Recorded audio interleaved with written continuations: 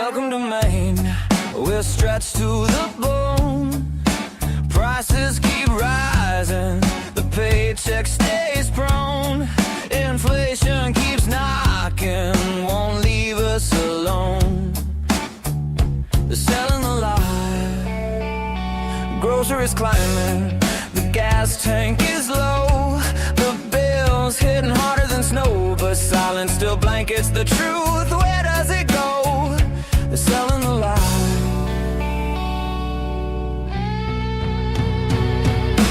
Housing is gridlocked from Portland to the county. Workers commute far past what feels soundly. Talk of solution comes yearly, not loudly. They're selling the lie. They're selling the lie.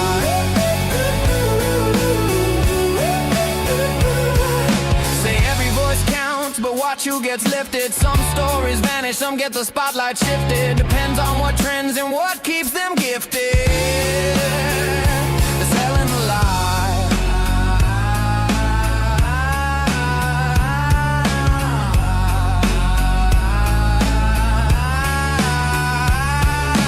I won't believe them, I wanna believe, but truth's always stuck in between. Static and spin, drown the signal again. Nothing is what it seems. I wanna believe you, but every headline turns daylight into redesigned skies. Facts get twisted, context missing. We choke on the simplified alibis. Wanna believe you, but all I see is shadows where the answer should shine. The fact is fiction. Welcome to the Muddy Waters Podcast, where Mainers tell their stories, unfiltered. Good afternoon, or good morning, I should say, Maine. This is Chuck Ellis, and you're watching the Muddy Waters Podcast.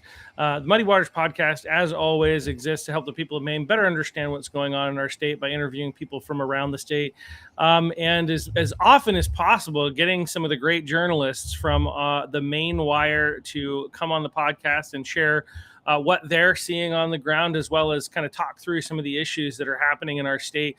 Unfortunately, the Maine Wire is great. Unfortunately, the mainstream media, there we go, has become a propaganda arm of the Democrat Party that wants you distracted by what's going on in Washington, D.C., so you don't see what their agents are doing in your backyard and how they're changing laws and taking away freedoms. And so that's part of the reason that we exist, to share what's really happening so that the people of Maine can be better informed on what's going on. So unfortunately, again, today we have with us, I think one of the terms I've heard for you is the unflappable John Featherston. Oh, I could be flapped. You put a guy in a bear suit at a Graham Platner rally. That kind of flaps me, like a grown man running security for you at a Graham Platner event. That's something I've never seen before. Like, what is going on with Graham Platner? I think he's in a porta-potty sending inappropriate messages while he's married to women, and he's got Melissa Dunn and a grown man in a bear suit running security. I think it's over. Platner is in DC today. I guess he has a 3:30 meeting with Democrat leadership, and I think they're going to say it's time to go and go back to your oyster farm that doesn't exist. And, don't go away mad, just go away. Yeah. So the Platner story, especially as a conservative, journalist as you are, and, podcast host, I guess that I am, the Platner story is just the gift that keeps on giving, right? Republicans need some easy wins. And so God sent us Graham Platner.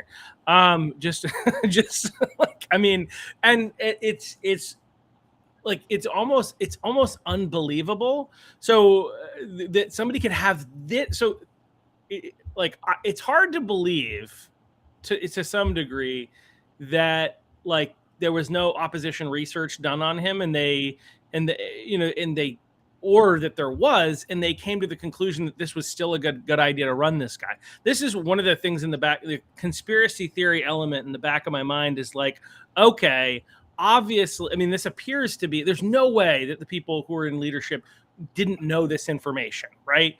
I have a hard time believing that. And so what is the play here, right? That's what becomes my question. Like, they're all acting like they didn't know this was going to come out, and they didn't know that people were eventually going to turn against Platner, which, I mean, maybe they think that lowly of Maine Democrats and the independents here, because I think the Republican Party is not beloved in Maine.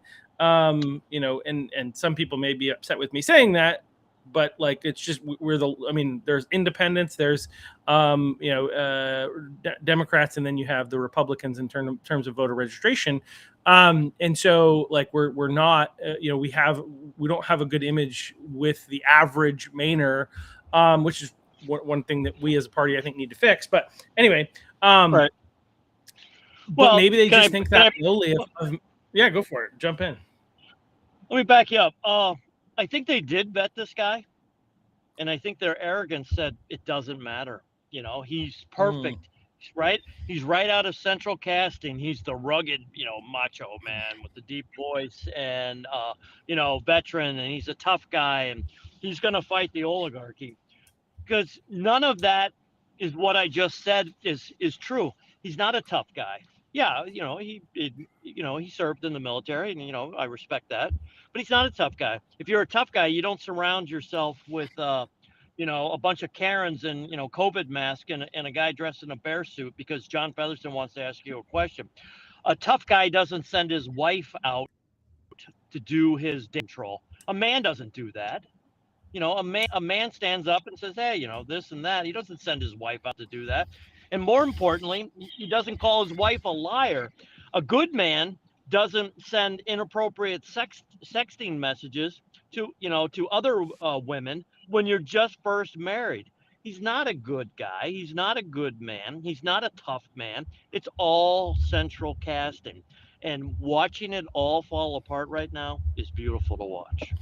Well, and to further your point about it being Central Casting, is like, I was thinking about this because, like, what's interesting is I'm a Christian, right? And Christians, we believe in grace and forgiveness and mercy and healing. And we believe that people can change and that they can. Sure. But one of the things that's been very interesting about him is that, like, he's like had these like apologies that feel like a professional sports athlete apology, where it's like, I am saying, but they haven't even really been apologies. They've more been acknowledging that that's where he was in the past, and then somehow trying to twist it into, but it was all because of the oligarchy and or whatever. Like, it's I was at that place because of things that were done by Susan Collins sending me off to war. That's the fun, when he actually chose to go to war after the war was already in place, because he had a fetish with killing people. I think probably, I don't know, like, who knows, but like, a lot of sometimes people will join the military for those reasons if they know that there's war happening.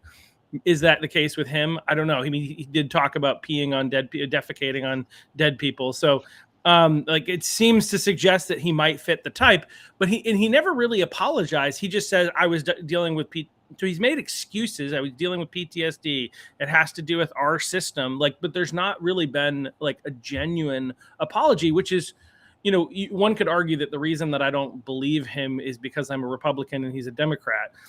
Okay. I don't believe him because he's lying.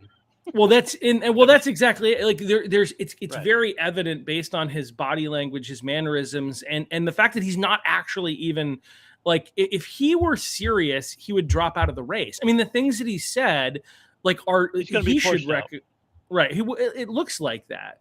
And I have to ask the question, like, is that the point? Like, what was that the design all along? Is that they knew, I don't know, maybe they knew that Janet wasn't going to have a chance against Susan. I can't imagine this seems like an incredible cluster that reminds me a bit of the 2024 presidential race on the Democrat side, where it's like, do we have crappy Biden or crappy Kamala? I don't know. We got to do something. We'll remove Biden and put in Kamala, because I think they wanted to put somebody else in, but they couldn't figure it out. So, like, is this just another one of those situations, or was there some grand plan, and are they going to throw like Angus King III in to replace Platner after the primary, after Angus loses the primary, and try to trick a bunch of old people and be like, oh, Angus King, I want to vote for Angus King, and not know that it's really the third? I think uncharacteristically, the DNC has really botched this one. Usually they're the ones that are kind of like buttoned up and have a plan and they stick to it. Here's the bottom line. Chuck Schumer begged Janet Mills to get into the race. And I don't think Janet Mills really wanted to do it, but she was being begged and pressured by the DNC. And then the Maine DNC stabbed Janet Mills in the back. The Somali community went with Platner. The green energy community went with Platner. The diehard Democrats all went with Platner. And Mills kind of looked at this like, what the hell's going on here? I've been the governor for 8 years and I've done, all of your bidding. And, I've overlooked all this fraud for the NPOs. And now you guys are going with the shiny new toy. So she probably got annoyed. And you know what? In a rare moment, I'm going to agree with Janet Mills. I mean, she should be annoyed by it. She should be offended by it. But she wisely suspended her campaign. But my point is that Governor Mills can't beat Susan Collins. Graham Platner can't beat Susan Collins. So what are they going to do if they do end up pushing Platner out, which is still my prediction? They will push Platner out. If it's not today, it'll be mid-July that they push him out. Who do you run? What other Democrat can you then pick into? And I think the only sensible one would be Jared Golden, and I don't think Jared Golden wants to do that. So, like, what are you going to do? Like you said, bring Angus King III or Hannah Pingree or Troy Jackson? No, you're not going to do that. You're certainly not going to do Shanna Bellows. They're in a pickle, and they don't know what to do. I mean, they've basically conceded, the seat to Susan Collins again. So, I mean, she's just sitting back going, okay, keep up the good work, DNC. I'll be over here if you need me. Yeah. I mean, it's hard to imagine anything that they could do at this point winning them enough favor in order for them to be able to defeat. So, I mean, I think Susan Collins is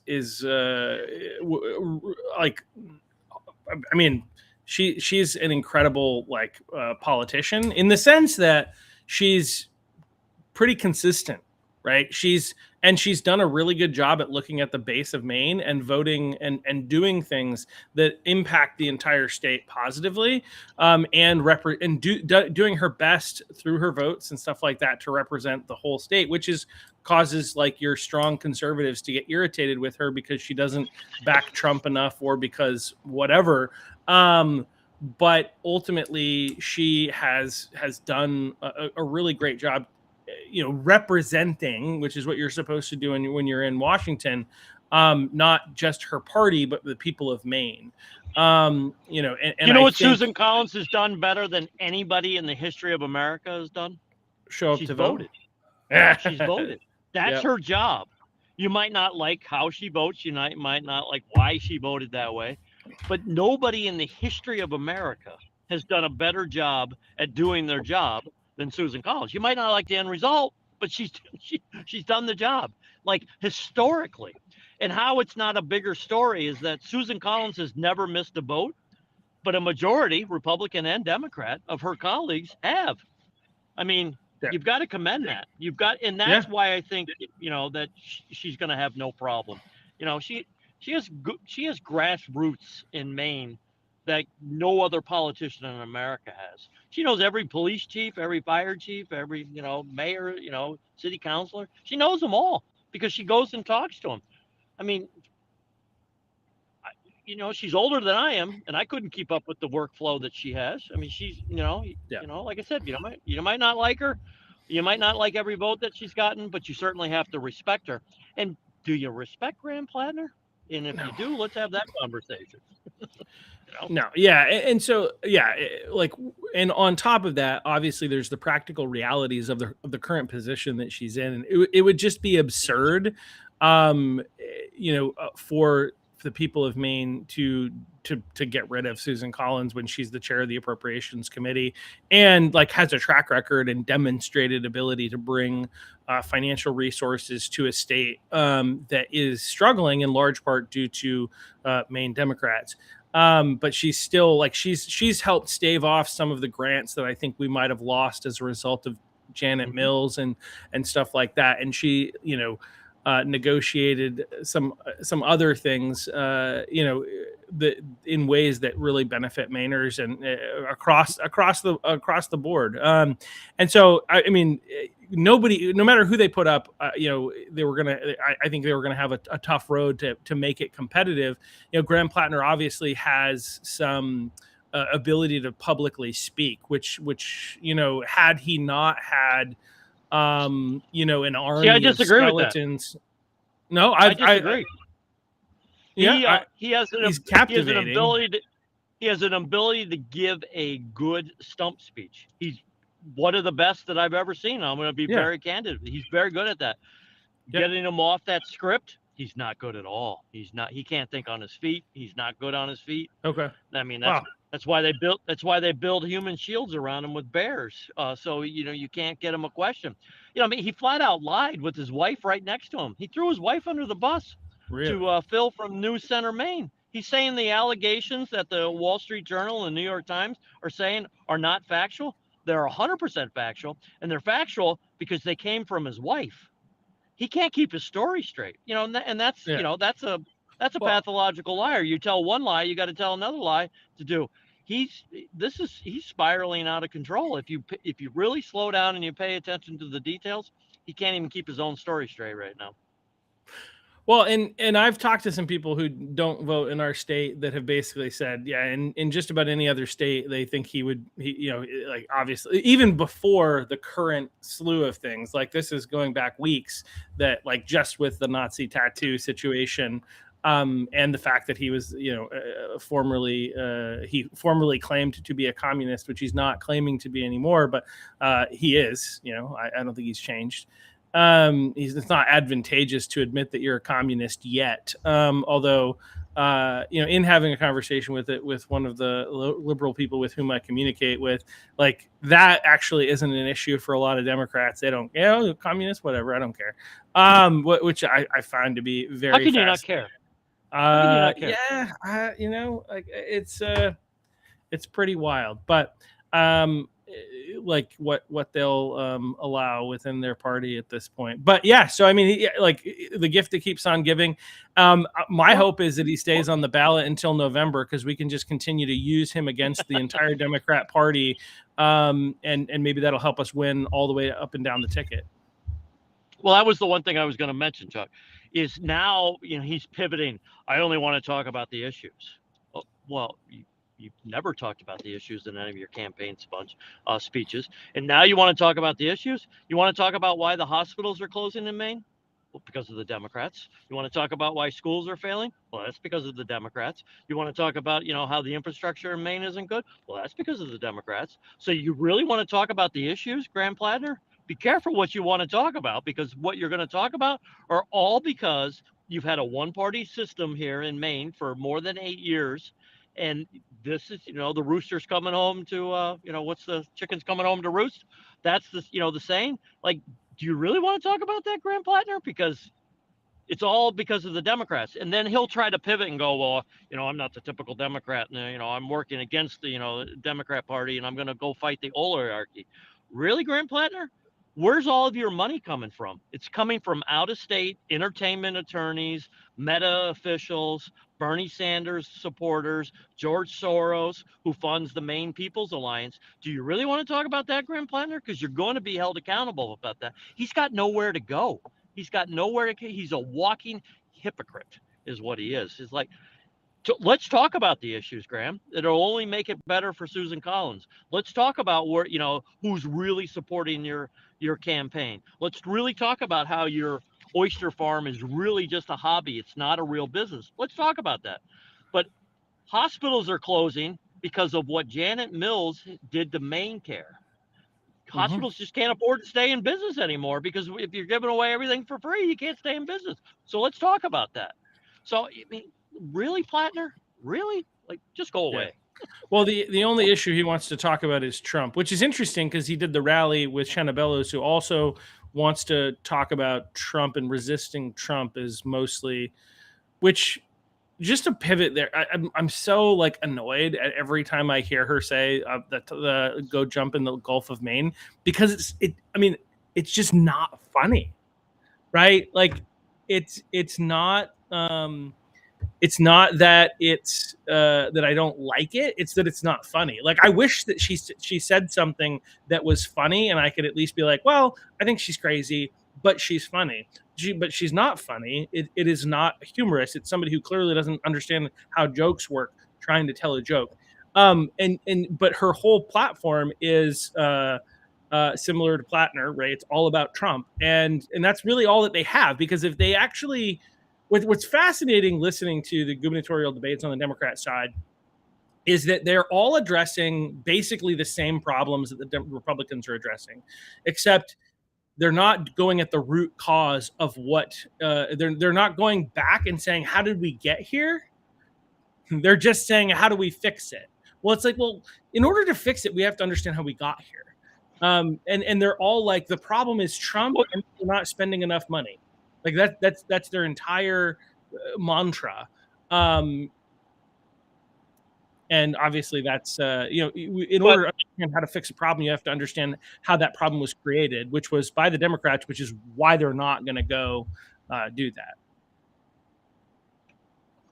Chuck, I've got probably 20 photos at 5 or 6 different venues of Graham's holding hands, victory pose, and they're holding hands, at multiple, venues, Lewiston, Portland, Augusta, you name it, multiple ones. So Shannon Bellows says it's okay that boys go into girls' locker rooms and masturbate. Shannon Bellows, with holding hands with Graham Platner, says, well, I don't have a problem with him sending inappropriate sexting messages while he's married. So marriage isn't important. So when does finally people say, wait a minute, the woman who wants to be governor is hanging out with this creepy guy? When does that start being affected by her? Because essentially she's looking the other way. So I think the message that she's sending to the women of Maine, sucks to be you, like I'm going to let boys into the girls' locker rooms. I am going to go overlook a man who's not faithful to his wife and does creepy things in porta potties and stuff like that. You want that person to be your governor? I don't know. Weird times that we're living in. Yeah. Racist comments, rape blaming, like all kinds of just like the list goes on. Apparently, so the Maine Republican Party took some clips apparently because they were talking about Platner on The View. And they actually, they clipped these together and shared them, which such a strange world in which the Maine Republican Party is sharing clips from The View. I think it's their only relevant moment in the last like 5 years. But like it's absolutely wild, but they're literally saying common sense things about like the fact that Graham Platner is not fit to be our governor, to be our a senator, to be involved in politics. Go home. They're like universally, they're all agreeing this guy should not be here, which is crazy. Number one, to hear a moment of clarity from The View. And just the idea that the Maine Republican Party is sharing, and they should. I think this is something that should be shared because And so anyway, that's the crazy thing. This is the guy who's trying to run for U.S. Senate in Maine, and this is the guy that even like, a lot of this stuff. Like I don't know what is the tipping point for all these people who are now suddenly, finally, starting to see, hey, maybe there's a problem with Graham Platner. But I think the Maine Democrats would continue to vote for him. I think like leadership above recognizes, oh, we can't win here, and so they're going to start. But like up until like a week ago, this guy was made of Teflon and nothing stuck to him. Right? He just made his fake apology, or I was in a different person than message, and moved on, and nobody seemed to care. But all of a sudden, like people are seeming to care, partly because I think he's getting noticed with Mills having dropped out. We're so close to the primary, and he's getting so much national attention. But also, obviously, more information's coming out. But I still think that the Democrats, if they thought they could get away with it, would still push him, and that's the Maine Democrat Party. They would still push him. Well, it's great that Maine GOP is sending out stuff, but here's the bottom line. The New York Times prints the working orders of the Democrat Party. And the fact that the New York Times now has gone after Graham Platner means it's all over. The New York Times doesn't go after Democrats. The New York Times does not go after, social Democrats. They don't do it. The fact that the New York Times went after Graham Platner is all you need to know. It's all over. It's going to be a timing of their choosing. I think it's going to be this week. But the fact that the New York Times, it does, GOP, national GOP, Maine GOP, Fox News, they can clip stuff all they want. Doesn't, it does matter. Yeah. It does. And I'm not saying it doesn't. But when the New York Times does it, it's all over. That's like, going to the principal's office, sitting down with mom and dad at the kitchen table. It's all over, guys. So it's all which over. Which is wild Times because does. but the New York Times is also responsible for creating this guy in part, right? Like 6 months before his campaign, they did this huge special on the oyster farmer from Maine. Mm-hmm. Right? They spent a bunch of money. Right. Which we know now is like him, like it's a hobby where he gets oysters and sells them to his mom.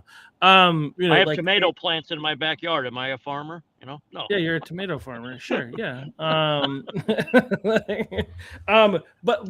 yeah. So it's so the New York Times started creating him, and now they're putting him down. But I think it's good because I think I would hope that even the Democrats in Maine are better than that. But I think they're being pushed to it by the national party. So. But that just shows how it's not like if the Democrats try to say, hey, this guy was too bad for us, we put him down. No, you didn't. You were told to by party leadership because they recognized he cannot win because he's obviously not fit for service. And yeah, I mean, it's just so wild that we're even here and that this ever even got to this point. Because again, as I said, that like Mills did opposition research, Schumer did opposition research, like on him, and they must have had conversations with his show people like Mamdani, like the people who pushed Mamdani are the same people pushing him. Elizabeth Warren, Bernie Sanders, AOC, like. They couldn't communicate with him and be like, hey, this is too far. But now they're finally seeing it. There's still something that just doesn't fit for me. I'm not saying that they're necessarily smart enough to have a backup plan, maybe, but there's something that feels off about this whole situation. So anyway, But yeah, and things are heating up in the gubernatorial. So I do want to jump to the gubernatorial race, but also you're running around doing things on the ground, and like outside of commentary on those things, what have you been up to, and what are some fun things that you unfun, big stories, things that have been happening? Well, we're still chasing fraud. We're definitely still chasing fraud. I'm getting leads every day, and I'm still investigating stuff. And, these things take time. We got to cross our T's and dot our I's. But, fraud is still rampant in Maine. So we're still working on that. But as you mentioned, a week from today is the gubernatorial primary. So I've been spending a lot of times with candidates, walking the streets with them, doing sit-down interviews with them. I've learned more about ranked choice voting than I thought I would ever know. And you know what? I still don't know anything. I still don't know. I wasn't a very good student in school, but I was always pretty good at math. Like this math on this ranked choice voting on both the Democrat and Republican side is going to be fascinating to me because you've got Bobby Charles going out and saying, hey, just blanket me across the ballot. And first time you hear that, I'm like, oh, okay, so you're going to get, all the votes in the ranked choice, but I don't think you are, because I think this is going to go multiple rounds, both on the Democrat and Republican sides. So I think you're going to go at least 3 or 4 rounds with both parties. And if there's any mathematician out there that can predict the future on what round 3 or 4 is going to look like, because if people are ranking, I don't think there's anybody alive that can predict this. I mean, I actually think it's going to be a jump ball. And some people say, well, that's good because maybe you'll get the candidate that you really want, but I don't know. I mean, I just despise ranked choice voting. I applaud the Republicans for using it as a tool right now, because that's the rules of the game that you have. But anybody who's really going to predict who's going to win on either side right now, I think is take me to Vegas and let's go. Maybe we can make some money or something. Nobody knows. Nobody knows. So. Yeah, I mean, it's so hard to tell for a variety of reasons. One, don't trust social media to give you a clear a clear understanding of what's actually happening in the state. I mean, I think social media has a place and it has an impact, especially in the higher up races. But I don't know that it's incredibly indicative, because there are bots and there are a bunch of other things that can easily be manipulated and make it look like things are somehow other than they are. However, I think that it's clear and obvious that the Bobby Charles campaign has utilized that and done a quality job building up a following of people who are paying attention to what they're doing and talking about issues that I think a lot of people care about. I think that's indisputable. And that's not, by the way, no endorsements for any candidates. That's not what that is. But my point is, like, he's done a good job. He's done a good job at that. But is social media actually going to make the difference in this election? And again, it's not something that I think we can 100% trust. We also can't trust polls. I always like to point out to people, yes, polls continue to have like I think it looks like it's Bobby Charles somewhere around 37 or 38%, 36% of first place votes. Bush is somewhere around 20% first place votes, and then the list goes down. But we have to remember that these are the same polls that a year ago told us that we were going to barely lose yes on 1, and we were going to barely win no on 2, and we got smoked 60-40 on both of those issues. So it's a 20-point swing from what the UNH polls told us versus what ended up happening. And so that in and of itself is like, we can't completely trust that. Where is this information coming from? And I think Maine is just partly because of the diversity of the state is really hard to poll. It's really hard to measure. And especially on the conservative side, where people are less likely to honestly fill out polls or even fill them out in the first place. And so I think you have there's a lot there. And then when you add in, as you said, the ranked choice element, like one of the big questions for me is like all Republicans, like prior to this, had largely just been completely against ranked choice voting. It was kind of surprising to me how many, because how many have essentially said, okay, well, we don't like it, but it's the tool, let's use it. That was actually a little bit more surprising to me. And I do think you're going to see a lot more people ranking, but how many and how far down? Like, I've talked to some people and asked them what they're going to do. And I've had some people say, I'm going to rank this person first, this person second, this person third. I haven't heard a lot of people going beyond first or second and third in the conversations that I've had. There are some people that are going a bit further than that, obviously, but like that's going to be really interesting. And how much of an impact are what are called the expired ballots going to have? Because when a ballot expires, obviously, then it gets removed from the denominator, requiring the person who wins to get less total votes in order to be able to get 50% of the remaining eligible votes. And so that's going to be really fascinating to see. So I think it's anyone's ball game. There haven't been a lot of early votes cast in our state in general, which means a lot of it's going to be decided on election day. How much are the unenrolleds who can vote in either primary? They have to choose. How much are they actually going to show up? because like they've intentionally chosen not to be part of a party. Most of them probably don't want to vote in the primary, but some of them are, I know. And so like, it's really how much of an impact is that going to have, and how measurable are we even going to be able to come to with that, which I think that will be hard to measure. But it's interesting because I think a lot of these factors play in, and, we could be very surprised come election day. It looks a lot like on the Republican side, your top two choices are going to be Bobby Charles or Jonathan Bush, but you never know. There could be, some surprises there, especially when you factor in ranked choice and how much that impacts things. And on the Democrat side, I think that's just a complete, a complete question mark. And again, part of it is going to be like initially when he first did this, when Graham Platner, and then I'll let you respond to all of this nonsense that I'm throwing out. But no, when Graham Platner like triple endorsed the progressives like Troy Jackson, Shanna Bellows, and Hannah Pingree, you might have thought, oh well, Nirav Shah seems to be in the lead, but maybe this will sway people to one of these three candidates, right? And they'll use them in ranked choice. And even though Shaw maybe gets the topmost first place, these people will, through their alliance, essentially, one of them will win the primary. But now, like, you have to ask the question is like, well, it looks like Graham Platner might not be positive for people. And so is that going to actually harm them in the primary? It's hard to tell. My money is still on Nirav Shah, Dr. Death, to win the primary on the Democrat side, but who knows? Did we lose you, John? I talked too long. That's what happened.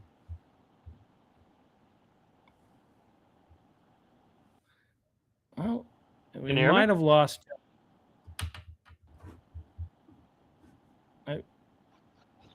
Are you there? I can hear you. I heard, but I think you're delayed a bit. Sorry, everyone. Technical difficulties. Maybe you can hop out and join back, and we'll see if we can go from there. And I'll just continue on for a little bit. But yeah, so anyway, thank you everybody for watching. We're going to continue. But if you haven't ever gone to muddywaters.us, I highly recommend it.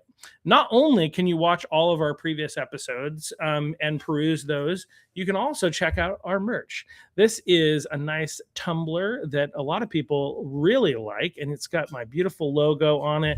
We've also got hats. We've got other, travel mugs. You can support the podcast in style and also enjoy your coffee in the morning or your water or whatever you want to do. I highly recommend checking out our merch. There's a lot of fun stuff on there. I think you can still buy the boys are boys, girls are girls, 2 + 2 = 4 t-shirts or bumper stickers, if that's the issue that is most important to you. So check out the muddywaters.us, and also make sure to like, follow, and share our content. One of the ways in which we get our information out into the public of what's going on is those shorts. The shorts are really where the value is for the most part, because most people are not going to listen to a full episode, but they will pay attention to our shorts. We get a lot of views on those, and the more people can like, share, and subscribe, the more that helps us in the algorithms, comment on posts and things like that. Those things are very valuable. Unfortunately, social media has silly algorithms and things, but we need to use them to the best of our ability in order to be able to get the message out there. So so go ahead and do that. All right, John, sorry we lost you for a bit, but it appears you're back. I got hacked. The DNC hacked us. We're that dangerous to them. Yeah. Thank you. So I was talking about like my predictions with the Democrat primary, and I don't know if you wanted to comment on that at all. And then I feel like we could probably shift into Thursday's event. Well, I think I might have missed your commentary, but what I was going to say is, if you want to save Maine, you need to vote for a Republican governor, because all of the fraud, all of the corruption is going to be covered up if you elect a Democrat for governor. So, vote who you want for. Vote for a Republican. Yeah, I'm with you there, John. And the other thing, it looks like the video is off, but that's fine as long as you're still there. But to kind of couple with that is like, even if your favorite candidate doesn't win, we need to support whoever does win. I know that there are strong loves for your favorite candidate, but like if they don't win, no matter what you think about the one who does win, the reality is they're better than the Democrats. They're better than Rick Bennett, the former Republican who thinks that boys should be in girls' sports and rallies with Somali fraudsters in support. So please be sure to vote. Yeah, we gotta vote Republican. We got to do everything we can to get a Republican governor to turn our state around. Are you still there, John? Yep. Okay, good. Yeah, I'm still there. Can you hear me? Yep. I can hear you. We can't see you, but that's fine. As long as we can hear you, I'm good. Yeah. So I just wanted to make sure I said that because there are a lot of people, whether it's like I've heard some negative things on a number of the candidates from people, I won't vote for that person. It's like no matter what, they're better than the Democrats. So like we need to get over ourselves and do the pragmatic thing that isn't always the fun thing. But do the pragmatic thing and vote for in the general election somebody who maybe isn't our favorite candidate, but is far better than the crazy leftists or the former Republican, who I think people always use quotes when they talked about him being a Republican, even when he was part of the party. So, yeah.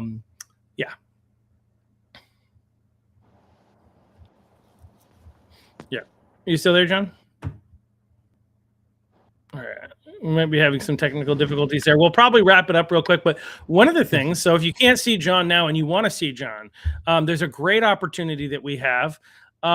This Thursday, you can go to ccrcme.com, ccrcme.com, and you can sign up and buy tickets to go to our Cars, Candidates, and Cocktails event that we're doing at Throttle Car Club. And when I say we, I mean the Cumberland County Republican Committee is putting on an event. We've got almost all of the gubernatorial candidates will be there, including, and John will also be there at the Candidates, Cars, and Cocktails event. So we'd love to see you Thursday, Throttle Car Club. Be sure to go to ccrcme.com. And buy your tickets so that you can get in. We've got great hors d'oeuvres and there'll be opportunities for drinks. And again, 6 of the 7 gubernatorial candidates, and I'm hoping there will be a representative for the 7th, and John Featherston with the Sword of Truth will be there. All right, and it looks like we have lost John again. So thank you all for watching and putting up with our technical difficulties that we sometimes struggle with. Unfortunately, technology has not been cooperating perfectly, but we appreciate you taking the time and thank John for being such a great guest and doing the great work that he and the rest of the Maine Wire team do at sharing what's going on in our state. So thank you all. We'll see you back here tomorrow. We got a couple different guests that will be on tomorrow. A city councilor or town councilor, as well as maybe the former chair of the Maine GOP. I believe that is happening at 1 tomorrow. So we'll see. Stay tuned. We'll see you tomorrow. Thanks. Bye.